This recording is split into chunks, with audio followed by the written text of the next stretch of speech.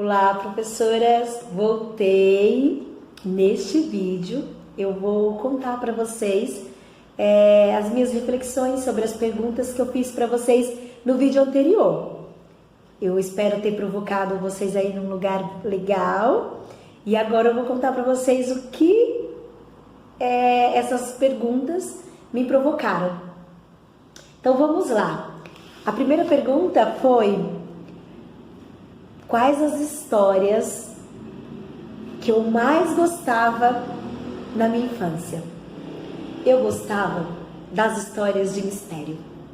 As histórias que não tinha uma explicação assim científica, que não eram reais, sabe? Então, quando o meu pai, os meus tios, a minha mãe contavam histórias lá no sítio do meu avô, que a cancela abria, que os cavalos passeavam, que o passarinho cantava em cima de uma roseira e aí a rosa se abria. Essas histórias eram as que mais me interessavam, porque era tanto mistério que eu queria descobrir esses mistérios. Então isso me provocava num lugar de imaginar outras histórias. Eu tive na minha infância muitas histórias.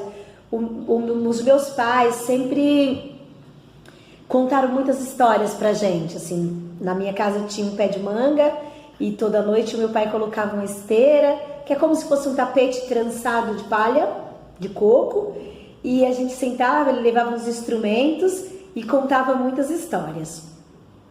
E como era o meu contato com as histórias, eu ainda criança. Como eu via muita história de rádio também com meu pai, eu gostava de reproduzir essas histórias.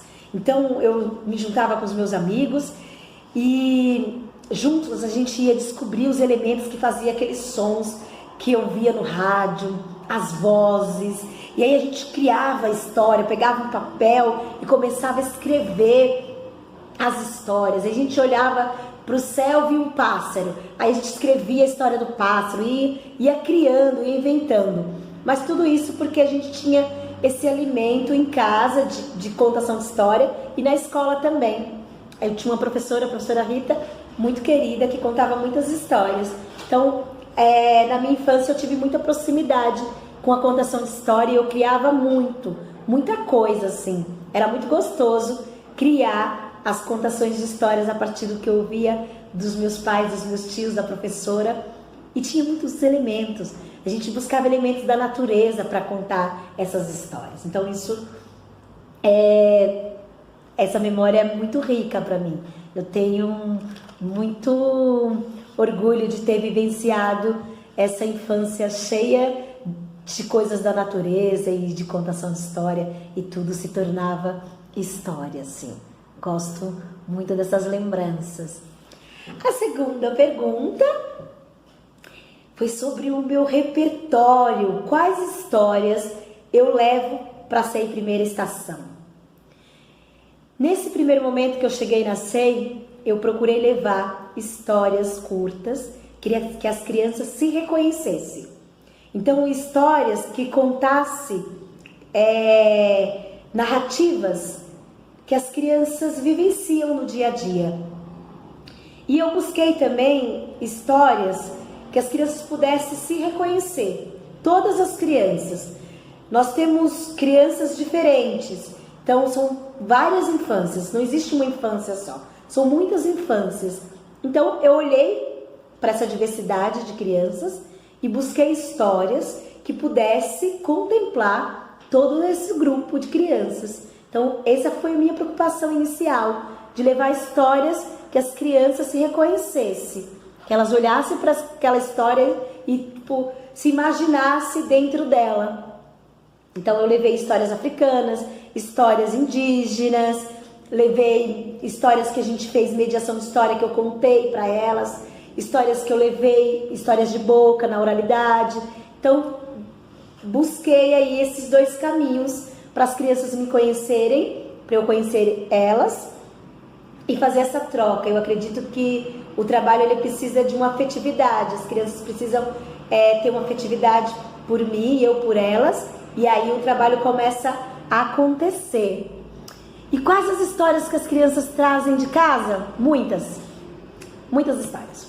A chupeta que perdeu, o pé de meia que ficou debaixo da cama, a folha que viu voar quando estava saindo para ir para a escola, a criança que beliscou na perua, a reclamação que o pai fez ou que a mãe fez, o bolo que a avó fez, o doce que mais gosta, a cor da roupa, o desenho que tem na roupa, que é o desenho que eles mais gostam, as cores, o sapato, por que aquele sapato. Então, assim, muitas dessas histórias que as crianças trouxeram, eu incluí dentro das histórias que a gente estava contando, porque é muito importante que elas, esse momento é para que elas façam parte da história. Então não tem sentido ser um lugar onde só eu fale e elas fiquem ouvindo.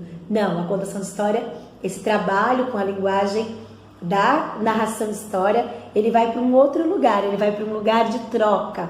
Eu aprendo com as crianças e as crianças aprendem comigo, eu acredito, não sei, mas assim, é esse lugar que eu busco, e eu busco agregar essas histórias que são maravilhosas e que dá para criar um livro de tantas histórias interessantes. Da chuva, eu lembro que uma história que a criança contou no dia que estava chovendo: olha, tá chovendo aqui na SEI, mas choveu na minha casa, molhou a formiga que estava levando uma folha. Olha que riqueza, olha a imagem que essa criança me traz. A chuva que molhou a formiga que estava levando uma folha. Gente, dá para escrever um livro com as histórias que as crianças trazem para o nosso trabalho ali, dos nossos encontros de quarta-feira. É divino, assim. E o que eu acho importante melhorar no meu repertório? Eu sempre acho que é importante melhorar sempre. E pensando nisso, eu estou sempre buscando conhecer outras formas de trabalhar, de entender essa infância, essas diferentes infâncias, como essas diferentes infâncias, como eu posso olhar para cada criança e tentar aí levar histórias que elas possam se reconhecer nessas histórias, como eu posso trabalhar o lugar da minha escuta, para escutar mesmo de verdade o que a criança está dizendo, o meu olhar. Então, para isso, eu estou sempre lendo, sempre buscando fazer cursos, sempre observando as crianças, o gesto, a palavra. Às vezes tem criança que é mais tímida, ela não fala, mas um gesto, você entende tudo o que ela quer dizer. Então, assim, eu estou sempre nessa busca de melhorar o meu repertório, de buscar novos conhecimentos, de entender outros lugares, outras questões, não só na contação de história, mas do mundo, do universo, para que a contação de história chegue potente. A gente está trabalhando com o humano, então eu tenho que me rever todo dia eu preciso me rever, eu preciso entender esse mundo que muda todos os dias. Então é isso, eu acho que eu tenho lido muita coisa sobre a primeira infância. Eu comecei a minha trajetória na escola trabalhando na educação infantil em Guarulhos, por onde eu trabalhei 18 anos. Então, estar com as crianças pequenas não é uma novidade. Só os bebês de 6 meses, de 8, e aí sim, aí é uma novidade. Então, eu fui buscar cursos para poder entender essa outra fase aí do bebê. Então eu fui fazer uns cursos novos para poder melhorar o meu repertório para essas crianças. Eu até falei para as professoras dos bebês assim: gente, eu tô buscando outros aprendizados assim para poder trabalhar com os bebês de 6 a 8 meses. Então o diálogo está sendo mantido aí, e eu acho que sempre tem que melhorar. Tem mais pergunta que eu fiz uma reflexão? E como eu posso utilizar as histórias que as crianças trazem de casa no meu repertório? De várias formas. A minha ideia é que durante esse processo com as crianças na primeira estação, eu tenho uma vontade de criar um livro com eles, partindo de um outro livro que eu li, que era Palavras. Então, são histórias que as crianças trazem de casa.